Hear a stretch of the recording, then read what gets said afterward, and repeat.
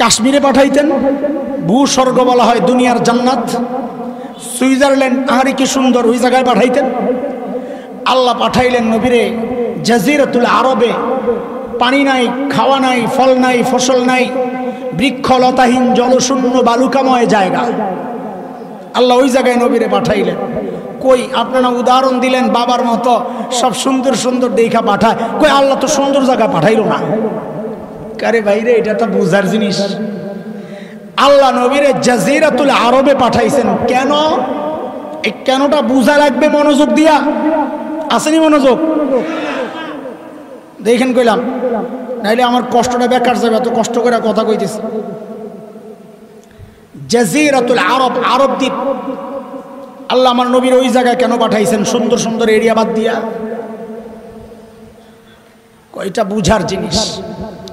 জাজিরাতুল আরবকে যদি বিশ্ব মানচিত্রের মধ্যে আপনারা দেখেন তো দেখবেন 3 দিকে পানি শূন্য, লোহিত সাগর, আরব সাগর দিয়ে ঘেরাও করা 3 দিক। একদিকে জর্ডান, ফিলিস্তিন, সিরিয়া, ইরাক, ওই দিক দিয়ে একটু লাইগা রয়েছে। কয় ঠিক মানুষের হার্টটার অবস্থান যেই রকম, 3 দিকে পানি শূন্য খালি, একদিকে তার তুর রক দিয়ে একদিকে লেগে রয়েছে হার্ট, কলব। ঠিক মানুষের কলবের অবস্থানটা যেই রকম, বিশ্ব মানচিত্রের মধ্যে জাজিরাতুল আরবের অবস্থানটাও ঠিক ওই রকম। এই জন্য ইংরেজিতে বলে, জাজিরাতুল আরবকে বলে জিওগ্রাফিক হার্ট, বিশ্ব মানচিত্রের হার্ট ওইটা। তো আল্লাহ নবীকে ওই হার্টের মধ্যে পাঠাইছেন কেন? ওইটাও বোঝা লাগবে, এটা আরেক জায়গা থেকে বুঝায় আনতিস। নবী দুনিয়ায় আসার আগ পর্যন্ত দুনিয়ায় যত দর্শন ছিল, গ্রিক দর্শন, ব্যাবিলিয়ান দর্শন, মিশরীয় দর্শন, পারস্য রোমান দর্শন, দুনিয়ার সমস্ত দার্শনিকরা বলতো যে মানুষকে নিয়ন্ত্রণ করে তার ব্রেন। কে? ব্রেন নিয়ন্ত্রণ করে। আল্লাহর নবী মুহাম্মদুর রাসূলুল্লাহ সাল্লাল্লাহু আলাইহি ওয়াসাল্লাম দুনিয়ার সমস্ত দার্শনিকদের বিরুদ্ধে দাঁড়ায়া ঘোষণা দিলেন, না, মানুষকে তার ব্রেন নিয়ন্ত্রণ করে না, মানুষকে নিয়ন্ত্রণ করে তার কলব, তার হার্ট। নবী বললেন, আলা ইন্না ফিল জাসাদি মুদগাহ ইযা সালুহাত সালুহাল জাসাদু কুল্লু ওয়া ইযা ফাসাদাত ফাসাদাল জাসাদু কুল্লু আলা ওয়া হিয়াল কলব। এরা আমার উম্মত, মানব দেহের মধ্যে একটা গোশতের টুকরা আছে, ওই গোশতের টুকরাটা যদি ঠিক হয়ে যায় গোটা বডি ওকে। ওই গোশতের টুকরা যদি নষ্ট হয়ে যায় গোটা বডির মধ্যে পচন ধরবে। ওই গোশতের টুকরাটার নাম কি? নবী কি বলেছেন? কলব। কলব। বুঝা গেল মানুষের বডি নিয়ন্ত্রণ করে কলব। এইবার বুঝেন আল্লাহ নবীকে ওই জিওগ্রাফিক হার্ট, মানচিত্রের হার্ট জাজিরাতুল আরবে কেন পাঠাইছেন? আল্লাহ বলেন, নবী আপনি কলবের মধ্যে মেহনত করেন, কলবটা ঠিক হয়ে গেলে গোটা দুনিয়ার বডিটা ঠিক হয়ে যাবে। কলব যদি পয়সা যায় বডি পয়সা যায়। এর বাস্তব প্রমাণ আজকের আরব বিশ্বের ঈমান আর ইসলামের পচন ধরেছে। গোটা দুনিয়ায় মুসলমান বিপর্যস্ত। আরব বিশ্ব কলব যদি ঠিক হয়ে যায়, খোদার কসম এখনো বলি গোটা দুনিয়া মুসলমানরা শাসন করবে। আল্লাহ নবীকে কলবে পাঠাইছেন মাঝখানে কেন? বুঝেন, বুঝতেছেন কথা? একটু কঠিন কথা, বাকি বোঝা দরকার। তো খালি সবসময় কি কিস্সাই শোনাইব আপনার করে বক্তারা? কিস্সা শোনেন না, বক্তা আছে, আপনারা শুনেন, মানা করি না। কিন্তু আমরা যদি আসি মনোযোগ দিয়া কিছু কথা শোনা লাগবে, না হয় আমাদের কানার দরকার নাই। গলাও ভাঙ্গা, টানও দিতারি না, হাসাই তারি না, কান্দাই তারি না, কিস্সাও জানি না, কবিতা, শের টের, ফার্সি এগুলাও জানি না। তো আঙ্গরে কোন দুঃখে আপনারা দাওয়াত দিবেন? দাওয়াত যেহেতু দিবেন, কিছু সূক্ষ্ম কথা শুনালো, এটার জন্য মনোযোগ লাগবে ইনশাআল্লাহ। আল্লাহ তাআলা তার নবীকে দুনিয়ার মাঝখানে কেন পাঠাইছেন? কারণ আমার নবী একমাত্র বিশ্ব নবী। বলেন আমার নবী কি? রাহমাতুল লিল আলামিন। মাঝখানে কেন পাঠাইছেন বুঝো। আমি 2টা উদাহরণ দিব। 1 নম্বর উদাহরণ, একটা পুকুরের মাঝখানে যদি একটা ঢিল ছুড়েন, তো ঢেউটা সমান তালে চারদিকে ছড়াবে, তাই না? যদি এক সাইডে ফেলেন তো একদিকে দ্রুত এবং শক্তিশালীভাবে লাগবে, আরেক দিকে যাইতে যাইতে দেরি হয়ে যাবে আর দুর্বল হয়ে যাবে। কথা ঠিক?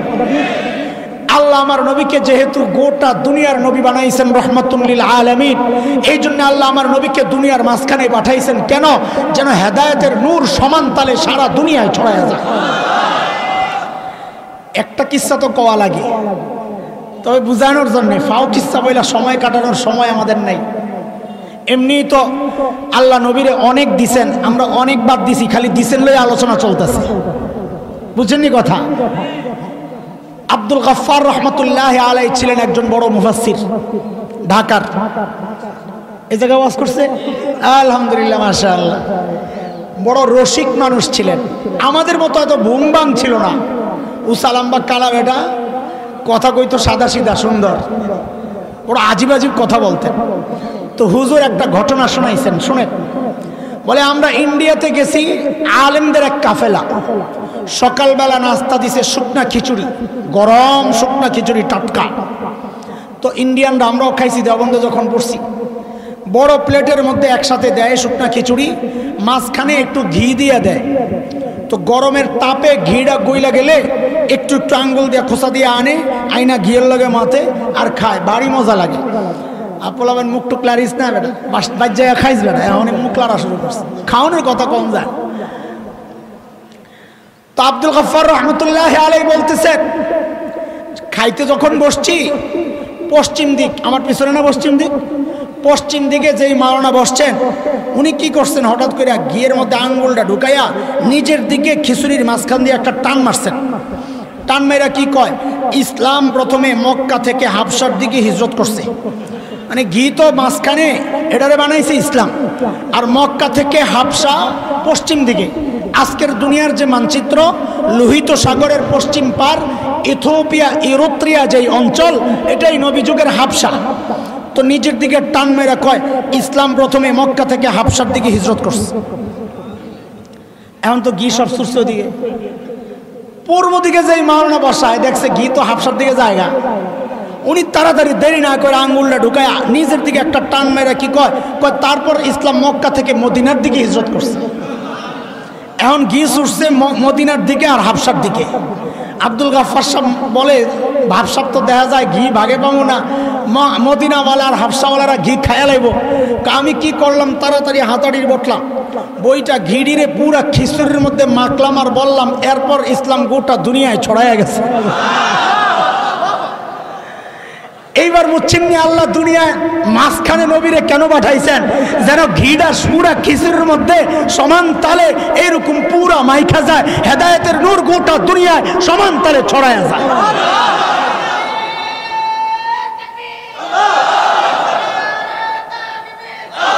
বসো বসো,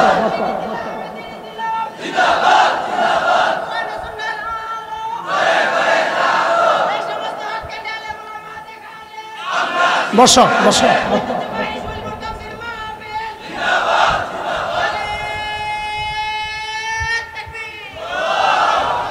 ও ভাই হাসা করে কোন, আপনারা কথাবার্তা বুঝতেছেন? আমি কিন্তু আমার 1 নম্বর পয়েন্টে ঢুকতেছি, এখনো ঢুকি নাই।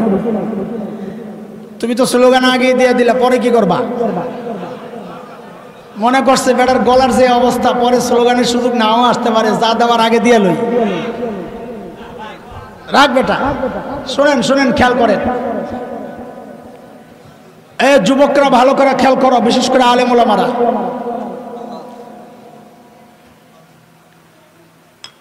বাংলাদেশের আকাশে শকুনের আনাগোনা পরিলক্ষিত হচ্ছে। তুমি সতর্ক না হইলে বুড়া করে তো পিটাইব না, পিটাইব রে বাই তরে, আর নেতা হিসাবে আমারে। একটু একটু পাকছে যাদের, বুড়াটিরে ধরবো না, ওইটারে মারলেই কি না মারলেই কি। আমরা যখন দেওবন্দে পড়ি, ওই বছর ধরপাকড় শুরু হয়েছিল 96-97 সালে। তা আমাদের সাথে লালবাগ মাদ্রাসার এক ভাই ছিলেন, খুব মোটা, একদম আফ্রিকান আফ্রিকান লাগে। ও রুমে থাকতো না, ছাদে যায় ঘুমাইতো। তা আমি বলি, আপনি এত ডরান কেন? বাইরে আমি তো খুব চিকনা চাকনা ছিলাম, একদম হ্যাংলে পাতলা ছিলাম। বাইরে তোরে যদি পুলিশে ধরে তো পিঠা দেওয়ার সময় মায়া লাগবে, আর আমারে পিড়াইয়া মজা পাইব। এই জন্য আমি ডরে ছাদে যায় ঘুমাই। ওই সময় আমার মনে পড়ছিল, আহা কথাটা তো মিলে গেছে, দেওয়ানবাগিরে পাইলে ফেরেশতারা পিড়াইয়া যে কি মজাটা পাইব রে ভাই। আল্লাহ তো বুড়া করে পিড়াইবো না, পিড়ায় মজা পাইবো না, মারবো তো থরে আর আমারে। বুঝে আসছে কথা?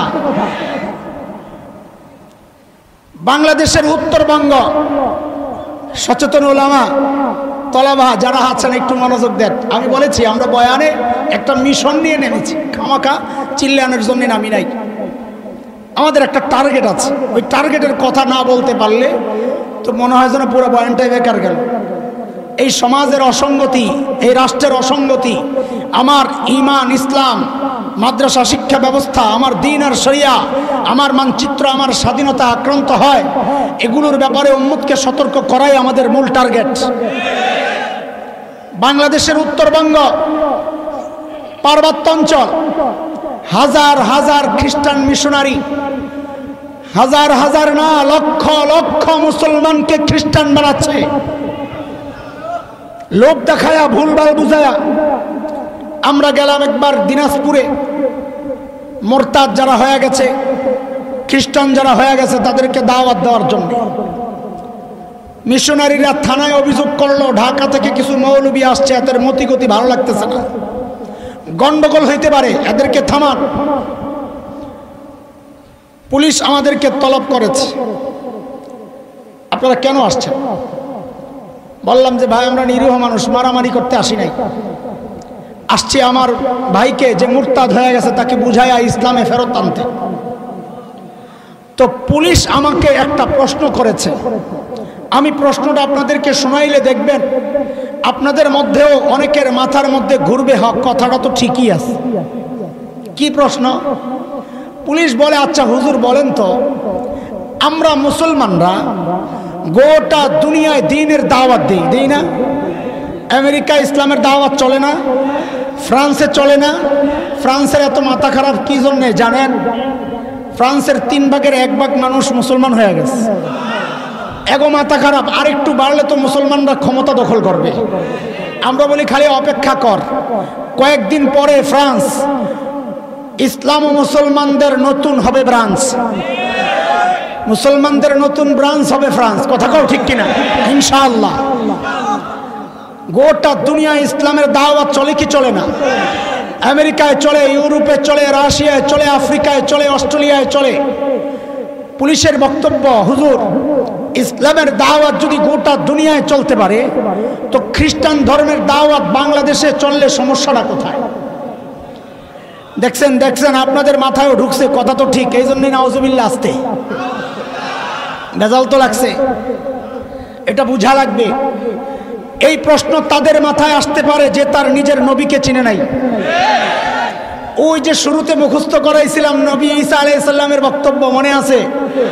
বলছিলাম ইনজেকশনের মূল সুইটা ওইটাই, ইয়া বানি ইসরাঈল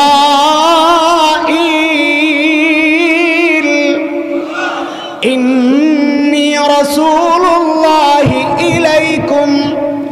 ও বনি ইসরাঈল, আল্লাহ আমাকে তোমাদের রসুল বানায়া পাঠাইছেন। কথাটা বুঝছেন? আল্লাহ তাআলা আমার নবীকে দুনিয়ায় পাঠানোর আগে যত নবী পাঠাইছেন সমস্ত নবীদের সাথে 3টা বিষয় নির্ধারিত ছিল। কয় বিষয়? মুসলমান খেয়াল করো। 1 নম্বর হচ্ছে ওই নবীর টাইম ছিল নির্ধারিত। আমার নবী বিশ্ব নবী, তার টাইম নির্ধারিত নাই, তিনি কিয়ামত পর্যন্ত নবী। 2 নম্বর, আল্লাহ যত নবী পাঠাইছেন সমস্ত নবীর অঞ্চল ছিল নির্ধারিত। যেমন আজকের বিকৃত বাইবেল, ওই বাইবেলের মধ্যেই আছে হযরতে ঈসা বলেছেন আল্লাহ আমাকে ওই ফিলিস্তিনের নির্দিষ্ট একটা অঞ্চলের মানুষের জন্য পাঠাইছেন। 3 নম্বর, আল্লাহ দুনিয়ায় যত নবী পাঠাইছেন সমস্ত নবীদেরকে নির্দিষ্ট কওমের জন্য পাঠাইছেন। দলিল এই যে হযরত ঈসা নিজে বলেছেন, ও বনি ইসরাইল, আল্লাহ আমাকে তোমাদের রসুল বানায়া পাঠাইছেন।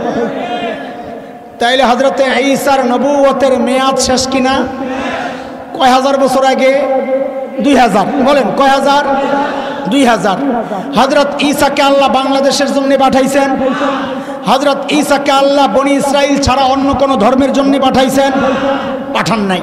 এইবার কথাটা বুঝেন, আপনাদের এই সংসদীয় আসনে বর্তমান এমপি সাহেবকে ওবায়দুল মুক্তাদির না কাদের? ওবায়দুল মুক্তাদির চৌধুরী সাহেব। আচ্ছা, বিএনপি যখন ক্ষমতায় ছিল তখন এমপি সাহেব কে ছিলেন? হারুনুর রশিদ সাহেব জীবিত আছেন? আছেন। পাশের এরিয়া সরাইল উকিল আব্দুল সত্তার সাহেব আর মুফতি আমিন সাহেব হুজুরের এরিয়া না? বর্তমান এমপি কে? আব্দুল সত্তার সাহেব। আচ্ছা, এর পরের যে আসন মারা গেছে এমন কোন এমপি আছে আশেপাশে? নাম বলেন। নাসিরনগরের কে ছিল? অ্যাডভোকেট সাইদুল হক। বুঝেন বুঝেন, অ্যাডভোকেট সাইদুল হকের এলাকা এটা কোন জায়গায়? উনি বেঁচে আছেন? বেঁচে নাই? শুনেন, অ্যাডভোকেট সাইদুল হকের কিছু কর্মী এই ঢাকায় বিবাড়িয়া সদরে আইসা একটা অফিস বানাইছে, বানায়া সাইনবোর্ড লাগাইছে এমপি সাহেবের অফিস। কি লেখছে? মুক্তাদির সাহেব। ওনার কর্মীরা এসে জিজ্ঞেস করে এটা কোন এমপি সাহেব রে? কয় সাইদুল হক সাহেবের অফিস। কার অফিস? সাইদুল হক সাহেবের অফিস। সাইদুল হক সাহেবের এলাকা তো এটা না, এলাকা তো নাসিরনগর। তাছাড়া সাইদুল হক সাহেব তো মারা গেছে, ওনার আবার অফিস এলো কোত্থেকে? কথা কর। পিডাই বুড়ি, পিডাই বুড়ি, পিডাই বুড়ি। এইবার বুঝেন আমার কথা। ওই যে পুলিশ জিজ্ঞেস করছে খ্রিস্টানরা বাংলাদেশে আইসা তাদের ধর্ম প্রচার করলে সমস্যাটা কি? বলে 1 নম্বর সমস্যা, ডেট আউট হয়ে গেছে 2000 বছর আগে। 2 নম্বর সমস্যা, হযরতে ঈসাকে আল্লাহ বাংলাদেশের জন্য পাঠান নাই। 3 নম্বর সমস্যা, হযরত ঈসাকে আল্লাহ মুসলমানদের জন্য পাঠান নাই। বলে আমাদের ইসলামের দাওয়াত গোটা দুনিয়ায় কেন চলে? করে গাধা, আমার নবী বিশ্ব নবী, আমার নবী আমেরিকার নবী, এই জন্য আমার নবীর দ্বীনের দাওয়াত আমেরিকায় চলবে। আমার নবী বিশ্ব নবী, এই জন্য আমার নবীর দাওয়াত অস্ট্রেলিয়ায়, আফ্রিকায়, ইউরোপে, এশিয়ায়, রাশিয়ায়, গোটা দুনিয়ায় চলবে, কিয়ামত পর্যন্ত চলবে। কথা বলেন ঠিক কিনা? তাদের নৈতিক অধিকার নাই। অন্য আসনের এমপি, মৃত এমপির অফিস যদি এই আসনে এসে কেউ খোলে, সে যেমন পিটা খায়, তাদের তো কপাল ভালো। বাংলাদেশের মুসলমান, শান্তিপ্রিয় মুসলমান, তাদের পিটায় এই দেশ থেকে উচ্ছেদ করা দরকার ছিল। সীমা যদি শেষ হয়ে যায়, বাঁধ যদি ভেঙে যায়, আমরা কিন্তু বসে থাকবো না। কারণ হচ্ছে আমরা চুন খায়া দই দেখলে এখন ভয় পাই। বলে চুন কোন জায়গায় খাইলেন? বলে চুন খাইছি পূর্ব তিমুরে। ওই যে ইন্দোনেশিয়ার একটা অঞ্চল, একটা দ্বীপ, সেখানে খ্রিস্ট ধর্ম প্রচার করতে করতে মুসলিম রাষ্ট্র ইন্দোনেশিয়াকে টুকরা টুকরা করা হয়েছে। আমরা চুন খাইছি ওই যে সুদানে, মুসলিম রাষ্ট্র দক্ষিণ সুদান, যেখানে তেল তেল তেল খ্রিস্ট ধর্মের প্রচার করতে করতে এক সময় স্বাধীনতা ঘোষণা করা হলো যে আলাদা খ্রিস্ট রাজ্য। আমরা ওই চুন খায়া এখন তোমরা সেবার কথা বললেও আমাদের কিন্তু জিহ্বা জলে একবার পড়ছি, আর পড়তে রাজি না। এই বাংলাদেশে যদি এই স্বপ্ন দেখো, আমার মানচিত্রকে টুকরা টুকরা করার স্বপ্ন দেখো, আরে কুলাঙ্গার শুনে নাও, ওই পূর্ব তিমুর একজন শাইখুল হিন্দ পান নাই, পূর্ব তিমুর আল্লামা আমিরি পায় নাই, ওই দক্ষিণ সুদান একজন আল্লামা আমিরি পায় নাই, একজন আল্লামা শফি পায় নাই। বাংলাদেশ আজও লাখো লাখো আল্লাহওয়ালা সেজদায় চোখের পানি ফেলে কথা বলে ঠিক কিনা? এই জমিনের এই মানচিত্র টুকরা টুকরা করার আগে একবার আমাদের কথাগুলো শুনে নাও। শাইখুল হিন্দের রুহানি সন্তানরা মরে যায় নাই। আমাদের আকাবির আস্তফ মানচিত্র রক্ষায় রক্ত দিয়েছেন, আমাদের আকাবির আস্তফ দ্বীন আর শরিয়া রক্ষায় রক্ত দিয়েছেন। তাদের সন্তানরা যতদিন বেঁচে আছে, শুনে নাও কান খুলে, এই জমিন টুকরা টুকরা করবা থাক দূরের কথা, খালি যদি একবার পরিকল্পনা করো, খোদার কসম একটা একটা ধরে জীবন্ত দাফন করা হবে, জীবন্ত দাফন করা হবে। রাজি আছি ইনশাআল্লাহ? সচেতন থাকা লাগবে, সতর্ক থাকা লাগবে। আকাশে কিন্তু শকুনের আনাগোনা পরিলক্ষিত হচ্ছে। আমি কথা লম্বা করব না, কারণ সময় টান টান টান টান। 9টায় শেষ করার কথা, 9টা তো বেজে গেছে। আমি একটু পানি খাই, মানে আমার কথা, আপনাকে টাইম না, পরে কয়েন না যে আরো কম, আরো কাম আছে।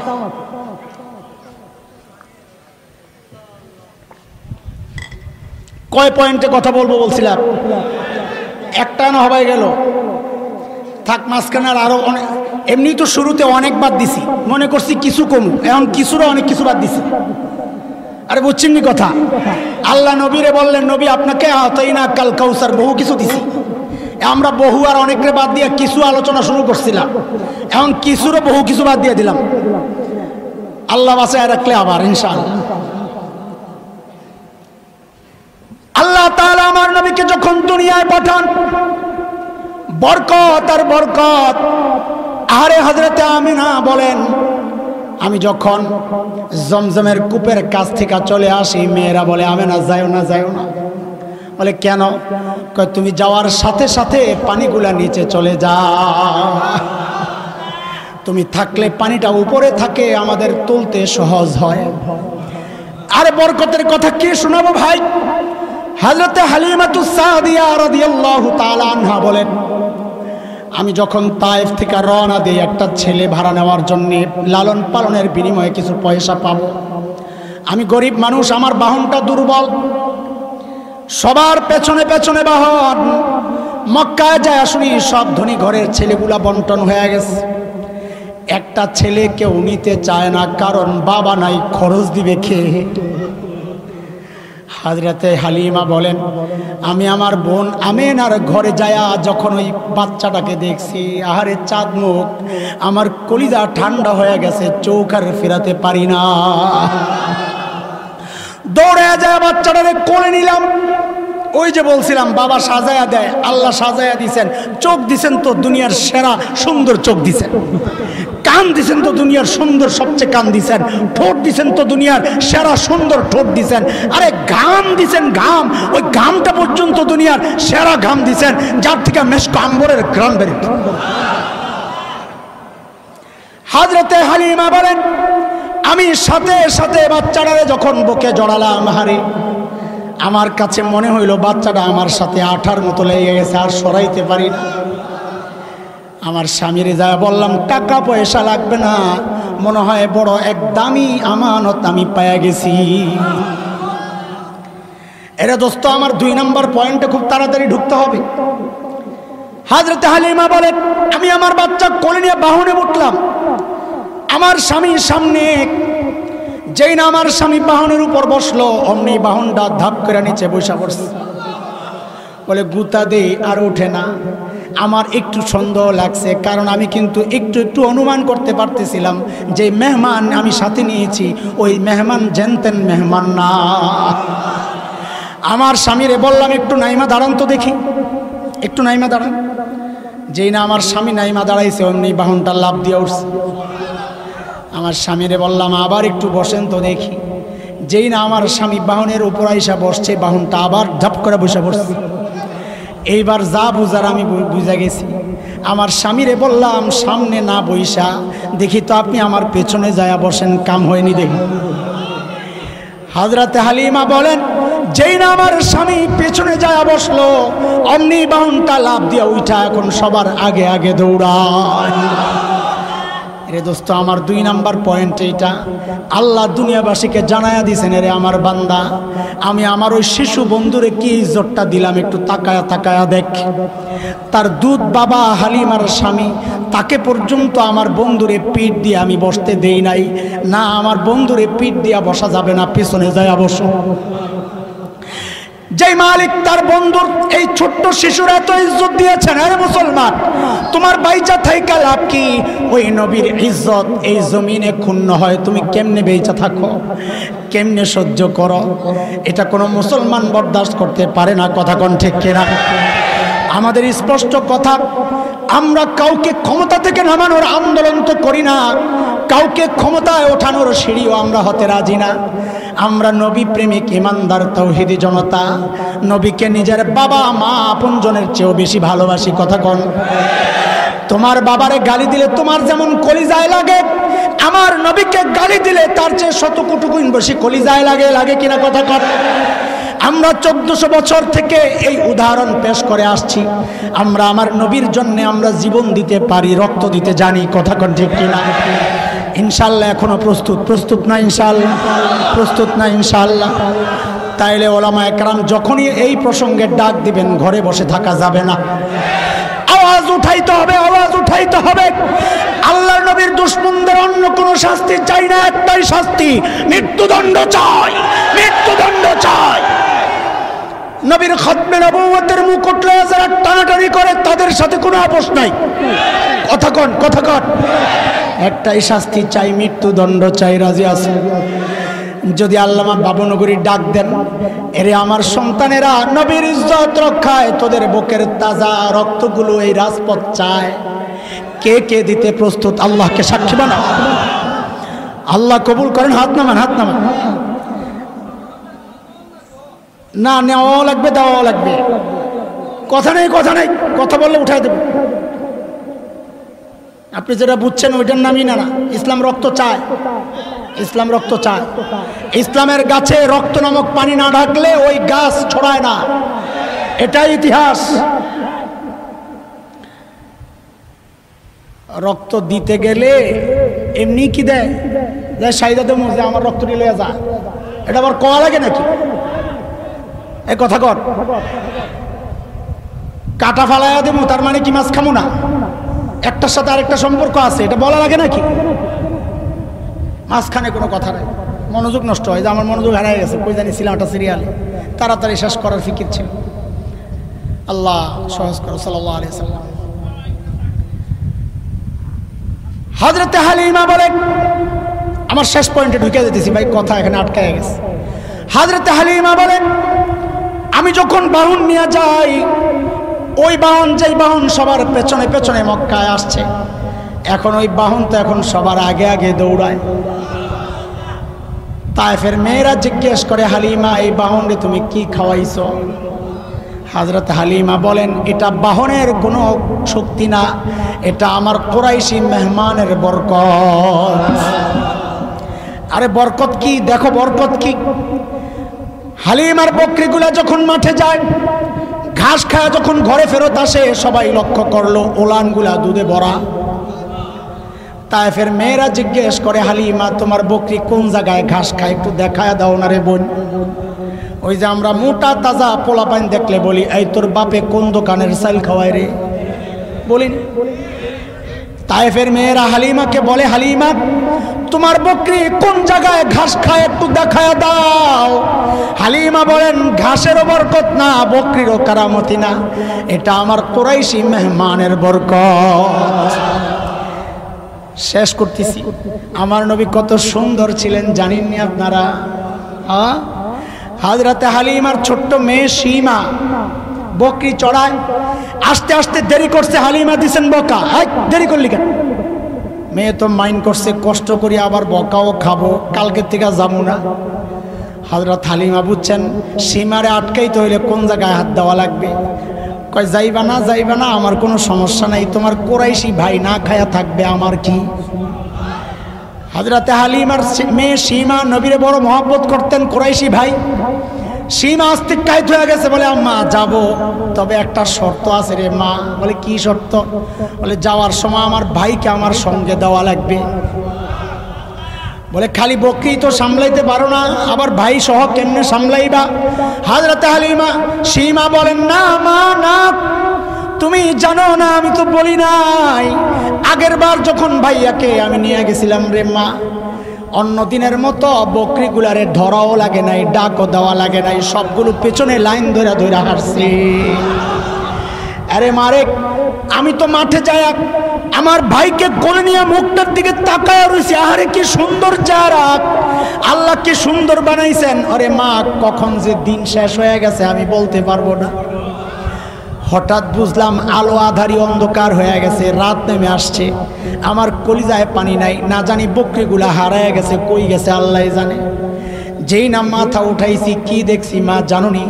আমি যেমনে আমার ভাইয়ার চেহারার দিকে তাকায়া রইছি, সবগুলা বকরি লাইন ধরে দাঁড়ায়া আমার ভাইয়ার চেহারার দিকে তাকায়া রইছে।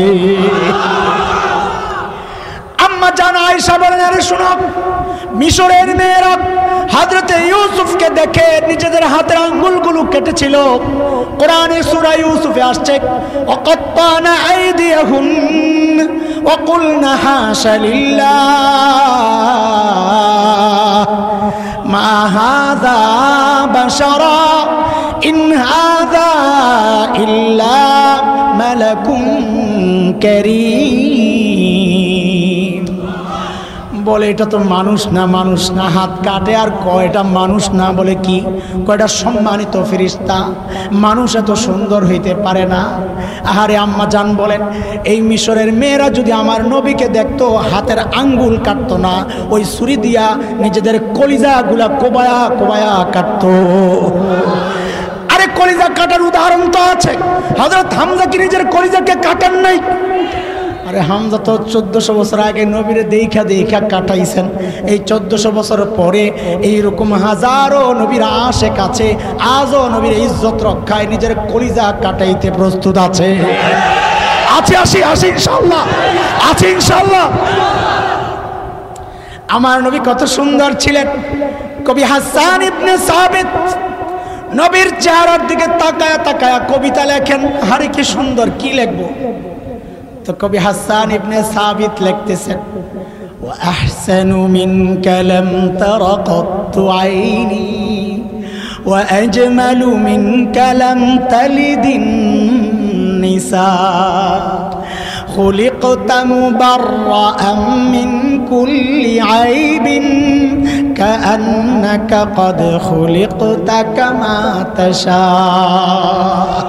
আল্লাহু আকবার, আল্লাহু আকবার। কবি হাসান ইবনে সাবিত নবীর চেহারার দিকে তাকায়া তাকায়া কবিতা লেখার বলে, গো হাবিব আমার, এই চোখ আপনার চেয়ে সুন্দর কোনোদিন কাউকে দেখে নাই। আপনার চেয়ে সুন্দর কোনো মা কোনো সন্তান জন্ম দেয় নাই। ওগো নবী আমার, আপনার দিকে তাকাইলে মনে হয় আল্লাহ যেন আপনাকে সমস্ত ত্রুটি মুক্ত করে দুনিয়ায় পাঠাইছেন। আপনি যেমনটা চাইছেন যেন আল্লাহ ওই রকম ভাবে আপনাকে দুনিয়ায় পাঠাইয়া দিছেন। আরে ভাই, নবীর শান কি বলবো? আল্লাহ বলেন, ইন্না আতাইনাকাল কাউসার। নবী আপনি মন খারাপ করেন না, আপনারে আমি অনেক দিছি, অনেক দিছি। আমরা অনেক বাদ দিয়া ওই কিছু বলতে যাই অনেক কিছু বাদ দিয়া দিছি। শেষ আমার পয়েন্ট, শেষ পয়েন্ট। কয় পয়েন্টের কথা? 2 পয়েন্ট গেছে কিনা? শেষ পয়েন্ট। এই শেষ পয়েন্টে কথা বলার আগে 2টা উদাহরণ দেওয়া লাগবে। 1 নাম্বার উদাহরণ, ফার্মেসিতে যখন ওষুধ কিনতে যায়, যারা সচেতন গ্রাহক যাই দেখে একটা জিনিস, কি এক্সপায়ার ডেট কবে, দেখিনি? মানে এটার মেয়াদ কবে শেষ। আরে কোন দেখিনি? যদি দেখে 1 মাস মেয়াদ আছে, ধুর ওটা পুরানো ওষুধ, নতুনটা দিই, বলেননি? আর যদি দেখে 1 মাস মেয়াদ গেছে, তো কিরে ভাই তুই আম করে মারবি নি, ভদ্রভাবেই বলবে। আর যদি দেখে মেয়াদ 1 বছর আগে শেষ, তা আমার মতো এরকম রাগে যদি হয়, ওষুধটা মারবো চেয়ারের মধ্যে, তুই আমার বিষ খাওয়াইতে চাস? আরে বলবে কি বলবে না? উদাহরণ নাম্বার 1। উদাহরণ নাম্বার 2, নতুন জামাই বিয়ে করতে গেছে, বরযাত্রা, যাওয়ার সময় মোড়ে আটকায় গেছে, জ্যাম প্রচন্ড, যাইতে যাইতে 4টা বেজে গেছে। তো মেয়ের বাবা বলে, এত লেট হয়ে গেল, আচ্ছা আগটা বিয়ে শাদী পরে হবে, আগে খাইয়ালো, খানার টাইম যায়। তো খাইতে বসছে। আপনাদের এলাকায় দেয় কিনা জামাইরে বড় ডিশ, আস্তা মুরগি, আস্তা খাসি, বিভিন্ন কাবাব টাবাব মিলাইয়া সাজাইয়া দেয়। জামাই বাবুর সামনে এই সুন্দর খাবারের আয়োজন, এর রুমাল দিয়ে বসে রয়েছে চুপচাপ, এর নজর আরেক জায়গায় কি ওই কোনায় ডেকোরেটরওয়ালারা একটা টুকরি রাখছে। টুকরি কিসের বলে এনে নিয়ে সবার ওই টেবিলের হাড্ডি কুড্ডি নিয়ে ফেলায়, লেবু সিল্কা রস তো নাই, ওই সিল্কা নিয়ে ফেলায়। ওই ছোট্ট ছোট্ট বাচ্চারা খাইছে, তাদের যে উচ্ছিষ্ট ঝুটা করছে, ঝুটা নাকে রেডিও লাগছে, পোলাবেন খায়, ওই ময়লা টয়লা পোলাওগুলা নিয়ে ফেলায়। আরে আসেনি সিস্টেম। জামাই বাবু তাকায় রয়েছে ওই টুকরির দিকে, এর সামনে কিন্তু এই দামি খাবার, সবচাইতে দামি খাবার তার সামনে। হঠাৎ লাফ দিয়ে উঠছে, ওইটা ওই টুকরির সামনে যায় আসন গাইরা বসছে। বৈশা ওই মানুষের খাওয়া হাড্ডি, মুরগির রানের হাড্ডি একটা লইছে, লইয়া কামড়ায় আর ওই ময়লা পোলাও একটু খায়, লেবুর রস তো নাই, সিলকাটারে কামড় দেয়, খায় বড় আরাম। দূর থেকে মাইয়ার বাপ এই দৃশ্য দেখছে যে এখন বলেন যেই লোকটা এই ভালো খাবার রাইখা ওই পচা বাসি উচ্ছিষ্ট আর ঝুটা বৈশা বৈশা হাড্ডি চাবায় আর ময়লা খায়, এই মানুষটা সুস্থ না পাগল? বুঝা বলতে হবে, পরে কথা ঘুরানো যাবে না, কেউ চুপ থাকবো না। বলেন এই জামাই এই কি সুস্থ না পাগল? আবারও জোরে বলেন তো, সুস্থ না পাগল? পরে যেন কথা না ঘুরে, আমি আবারও জিজ্ঞেস করতেছি, এই জামাই সুস্থ না পাগল? জোরে কন, জোরে কন, জোরে কন। বুঝা গেল এই জায়গায় ও পাগলের অভাব নাই। কেন কেন? এতক্ষণ যা বললাম, শ্রেষ্ঠ নবী দিছেন আল্লাহ, এত দামি নবী, এত মহান নবী, সবার উপর যার মর্যাদা, আল্লাহ যাকে দিছেন তো সেরাটাই দিছেন।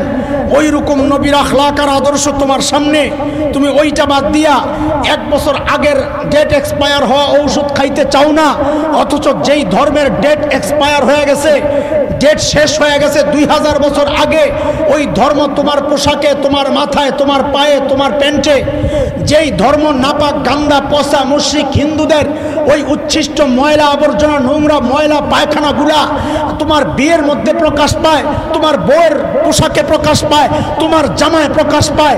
তুমি তো আস্তা একটা পাগল, কথা কও ঠিক কিনা?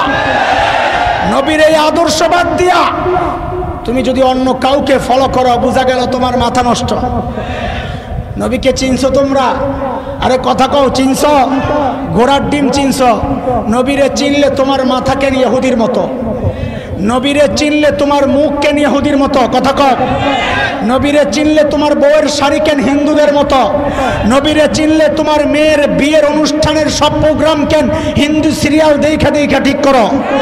যদি নবীকে চিন্না থাকো, আল্লাহর নবীকে যদি বড় নিয়ামত মনে করো, আজকের এই তাফসীরুল কুরআন মাহফিল থেকে প্রতিজ্ঞা করে যাও, ইনশাআল্লাহ আমরা সুস্থ, পাগল না, নবীর ওই সুন্দর সুন্নাহ দিয়া নিজের জীবনকে সাজাইতে চাই ইনশাআল্লাহ। রাজি আছি ইনশাআল্লাহ? ইনশাআল্লাহ।